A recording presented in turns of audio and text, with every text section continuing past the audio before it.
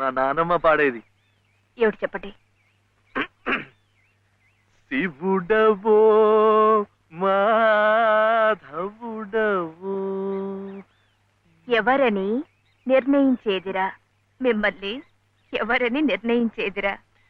మీకు సంగీతం బాగా వచ్చనుకుంటానే. మీకు తెలిసిన చోట 2-3 సంగీతం పాఠాలు ఇప్పించకూడదు. పాఠానికి 100 రూపాయలు ఇచ్చినా నా బ్రతుకు గడిచిపోతుంది.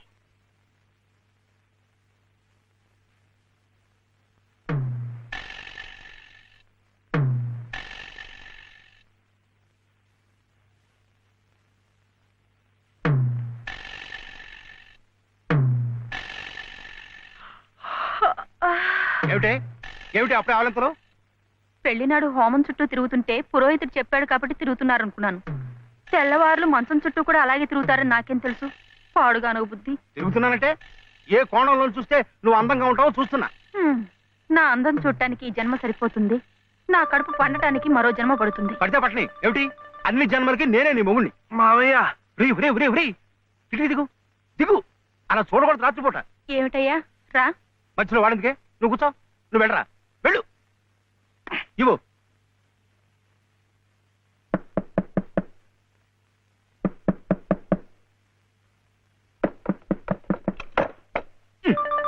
ఏమిట్రా ఏమిటి గొడవ? అర్జెంటుగా నాకు 100 కావాలి. 100 లేదు కింద లేదు నీ పొంద. పోయి పడుకో. ఇస్తే గాని నేను ఎళ్లను, పడుకోను. చేతులు విరక్కొడతాను. అర్ధరాత్రి లేదు అపరాత్రి లేదు.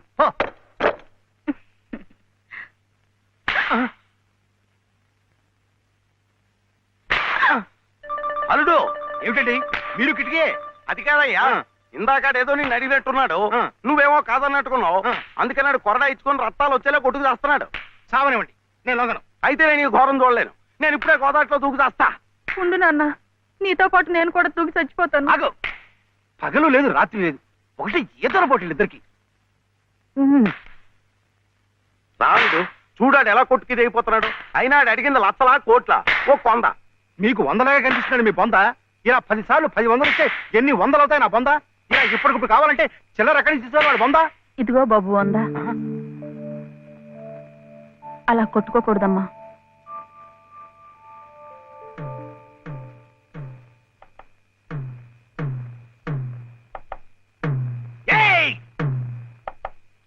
ఉత్తు తరుపులే, ఆడేం చెయ్యడు పాపం. కానివరే, ఇంత గొడవ చేసి 100 రూపాయలు ఇచ్చుకున్నావు కదా, దేనికి? సంగీతం నేర్చుకోవడానికి. అందులో సగం నేను నేర్పుతా. ఏం సగం ఇస్తే సగమే నేర్పుతానేనా? మరి మీకిస్తే ఆవిడకి సహాయం చేసినట్టు ఎలా అవుతుంది? ఆవిడెవరు? లలితమ్మ గారు. అదా సంగతి. బాగుందిరా. కానివరే, ఓ పెద్ద పేరున్న దర్జీ దగ్గరికి సీటీ కూడా అట్టుకెళ్ళి మంచి కోటు కుట్టమంటే బాగోదు. అట్లాగే బాగా శాస్త్రం తెలిసిన మనిషి దగ్గరికి వెళ్ళి నీ లొల్లాయి పదాలు పాడే కంఠంతో సంగీతం నేర్పమంటే చచా, దానికి రాగం తానం తాయి ఎన్నుండాలా. అసలు గొంతుకి ఏ స్థాయిలో ఇప్పుడా జమ్ము నిలబడిపోవాలా. అప్పుడు ఆవిడేమైనా నేర్పినా నువ్వేమైనా నేర్చుకున్నాను.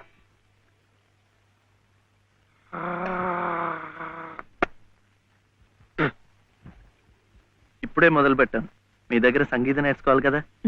నేను ఇంక నేర్పేదే ఉంది. మీరింత బాగా పడుతూ. అదేంటండి, మీరు పక్కనుంటే నేను గొంతు వెప్పితే చాలు మంచి రాగం అయిపోతోంది. నేను లేనప్పుడు మీరు పాడుతున్నది మంచి రాగమే. మధ్య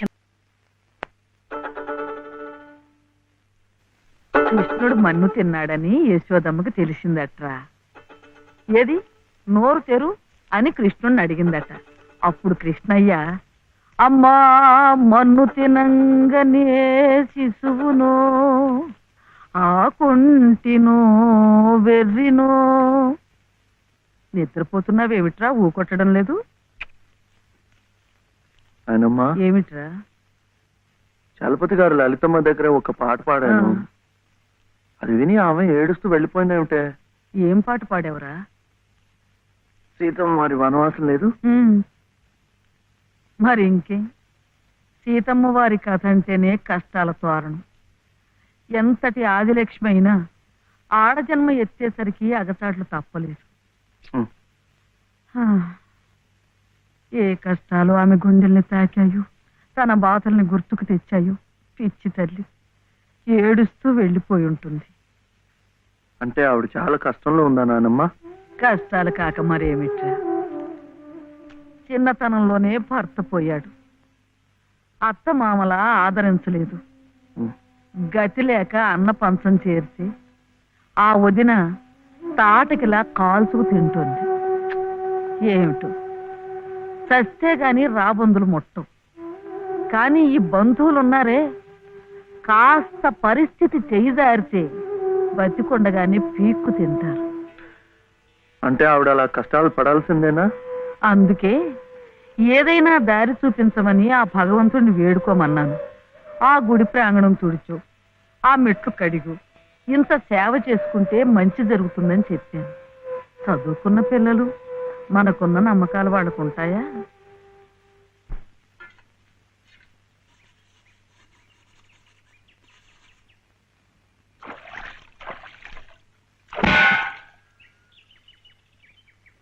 ఏమిటి ఇంత పొద్దున్నే వచ్చారు? మెట్ల పూజకి. మెట్ల పూజగా? రండి. అరే ఏమిటిది?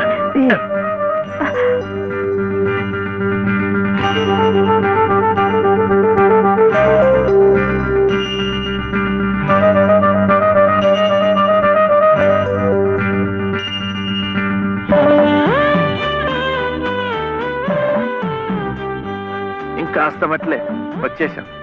అదిగో గుడి. మీకు ఎక్కువ కష్టాలు కదండి, అందుకని అన్ని మెట్లకు పూజ చేయటం మంచిది. నేను సహాయం చేస్తానుగా, రండి.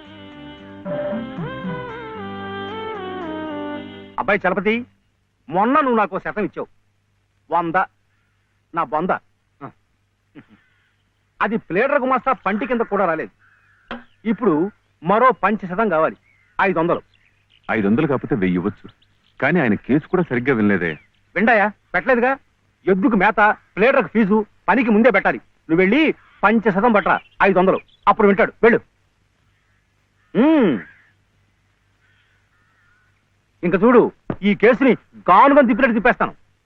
బాబు, ఆయన అసలే గంతలు కట్టిన గానుగెద్దు, అక్కడికక్కడే తిప్పేసి ముంచేయగలడు. నాకేం వినపట్టం లేదు. నీ నోటుకు వచ్చినట్టు నువ్వే వాక్కు. తవరు చదువుకున్నారు, మధ్యలో ఈ దళారిగాళ్ళు ఎందుకండి బాబు? ఇదిగో, నువ్వు నోరు వస్తావా? నువ్వు వెళ్ళవయ్యా. అమ్మా బట్టలు. ఆ వేస్తాలే. ఇదిగో ఏమేవు, కొబ్బరికాయ ఉంది కదా అని నెత్తికేసి రుద్దుకుంటే కొబ్బరి నువ్వు రాసుకున్నట్టు కాదు, చుట్టూ రాలిపోయి పుర్రెకి పుండు పడుతుంది. ఏమిటే? ఉతుకుదామని. ఇది ఉతికింది. అలాగే చదువు ఉంది కదా అని ప్లేటర్ దగ్గరికి వెళ్తే చాలదు. నాలాంటి అనుభవజ్ఞుడు పేచీ ఏమిటో విప్పి చెప్పి ప్లేటర్ గారి గోచి బిగించాలి. అప్పుడు ఆయన వెనక ముందు చూడకుండా కేసు వాదించి అవతల బారేస్తాడు. ఎవరినో ఉద్ధరించడానికి ప్లేడర్లు కోట్లు, వారికి ముడుపు చెల్లించడానికి ఇంట్లో ఉన్నదంతా దానాలు ధర్మాలు. నాకున్నదే ఒక గొలుసు, నేనివ్వను. అదే లలిత నీ అక్కయ్యో చెల్లులో అయితే ఇలాగే మాట్లాడేదానివా? సాటి ఆడదానికి దాని బాధ ఏమిటో కష్టం ఏమిటో నాకంటే నీకే బాధ తెలుసుండాలి. అది తెలుసు కాబట్టి ఉన్న ఒక్క వస్తువు అయినా జాగ్రత్త పరచుకోవాలనుకున్నాను. పొద్దున్నే అన్నంగానే ఉన్నారంటే చంపుతాను, పొండి బయటికి. ఈ గొలుసైనా నా మెళ్ళ మీరు దిగేసిందేం కాదు, మా పుట్టింటి వాళ్ళు పెట్టింది. కనీసం ఇదైనా నా పిల్లలకు దక్కనివ్వండి. అలాగే నీ కన్న తండ్రి పెట్టినగా నీ కన్న బిడ్డలకే ఉంచుకో. నే కట్టిన తాళ్ళు నాకు అలాగే ఇస్తాను. ఈ మెళ్ళ ఓ తాడు ముడేయండి. పసుపు తాడు కాదు, ఉరితాడు. ఆ తర్వాత నా పిల్లలు దిక్కులేని అనాథలవుతారు. అప్పుడు మీ ఇష్టం వచ్చినట్టు మీరు చేసుకోవచ్చు.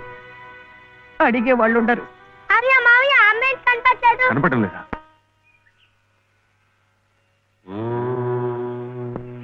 దినకరం ప్రభాకరం జూయతేజోధరం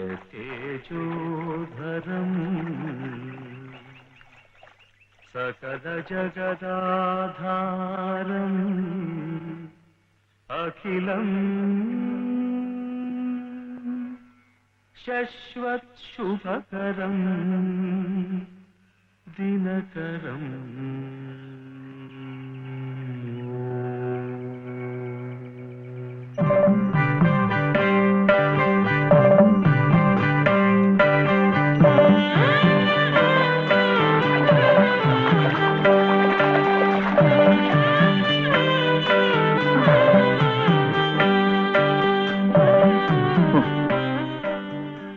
కాళ్ళు నొప్పి పెడుతున్నాయా? ఇంకా మెట్లే, దాంతో అయిపోతుంది. ఆ తర్వాత రోడ్ వస్తుంది, అక్కడ అక్కర్లేదు. ఇది అయిపోయింది. ఇది ఇక్కడ ఇట్రా, రండి రండి రండి రండి, ఇట్రా. నమస్కారం చలపతి బాబు. లలిత అమ్మా, లలిత లలిత లలిత అమ్మా. కాసేపు మాట్లాడకండి, అలవాటు లేదు కదా, అలసిపోయి పడిపోయి ఉంటుంది. మీరింటికి వెళ్ళండి, లేవగానే అన్ని మెట్లకు పూజ చేయించి నేను తీసుకొస్తాను. చేసే నిర్వాహకం చాలేవయ్యా. చిన్నప్పటి నుంచి అన్ని దేవుళ్ళని ఈ పసుపు కుంకుమలతోనే కొలిచిందే. ఏ దేవుడు దాన్ని పసుపు కుంకుమ నిలిపాడయ్యా? చాలు చాలే. అమ్మా లలిత దమ్మా దా.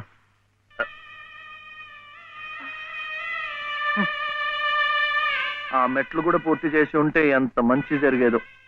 ఎట్టా జరుగుద్దిరా? గోదాట్లో మునిగితే పుణ్యం వస్తుంది అన్నారని ముక్కు మూసుకొని నీళ్ళల్లో అట్టాగే కూకుంటే అట్టాగే పైకి వెళ్ళిపోతాం. దేనికైనా ఓ పద్ధతి, ఓ నిమిటూ ఉండాలా. ఏం కాసిన కూసిన మెట్లా?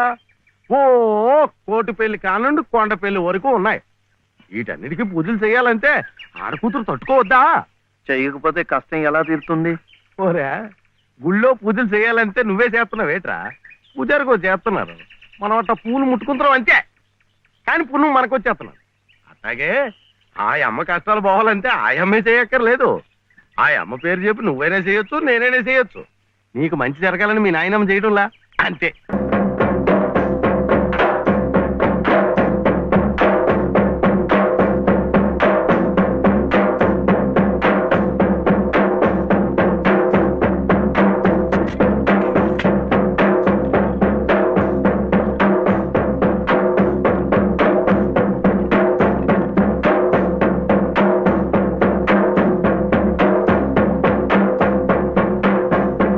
తీపి అంటే అది.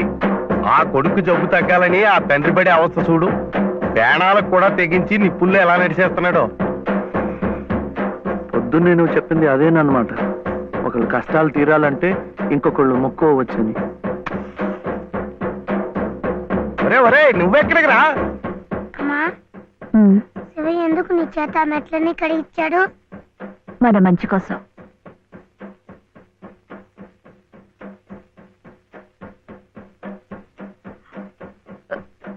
ఏమండి, ఎక్కడికి?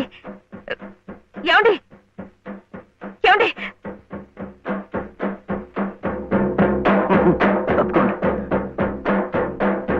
అల్లాకు బాగా దండం పెట్టుకుని మంచి తాయితు కట్టండి. సుబ్హానల్లా సుబ్హానల్లా లా ఇలాహా ఇల్లల్లాహు ముహమ్మద్ రసూలుల్లాహ్ సుబ్హానల్లా సుబ్హానల్లా సుబ్హానల్లా సుబ్హానల్లా.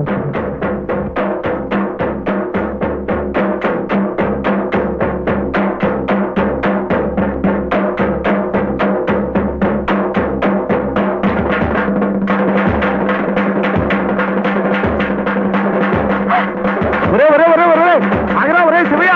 ఒరే కాలు కాలిపోతారా? ఒరే ప్రమాదం రా.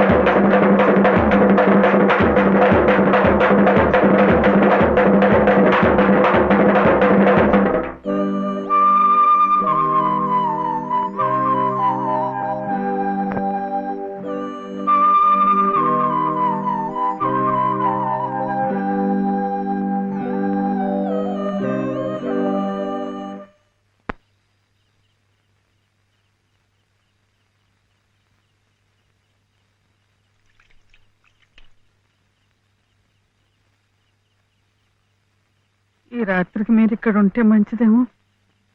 శివయ్య, ఒరే శివుడు, చూడు మీ నాయనమ్మ కంగారు పడుతోందిరా. చూడు. నాన్న, శివ ఎలా ఉందిరా?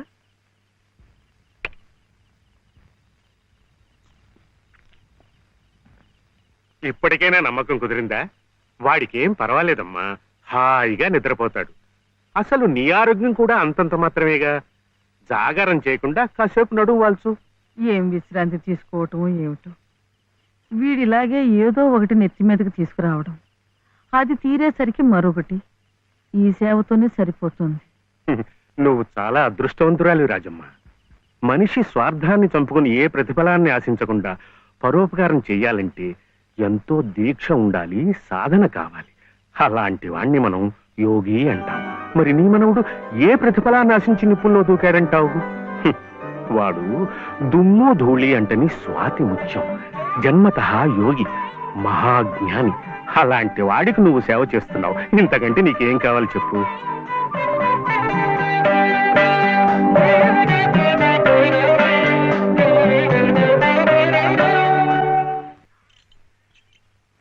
ఏమిటి నాన్న, ఒక్కసారైనా వెళ్ళి బావని చూడలేదు?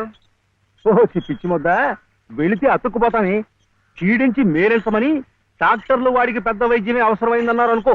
ఓ ఓ ఓ ఆ ఖర్చులన్నీ మన నెత్తి మీద కాకిరెట్లు బండెట్టు పడిపోతాయి. దిక్కుమల్లి కంపు. ఇదిగో ఇదిగో ఇట్లా, రేపటి నుంచి శ్రీరామ ఉత్సవాలు. చందాలంటూ వచ్చి కొంప పడిపోతారు.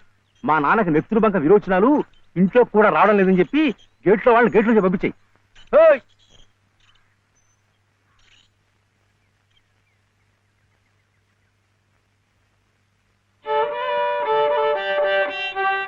ఇట్లాగే ఇంకొక 2 రోజులు ఇంటి పట్టునుంటే ఇక ఆ తర్వాత నీ ఇష్టం.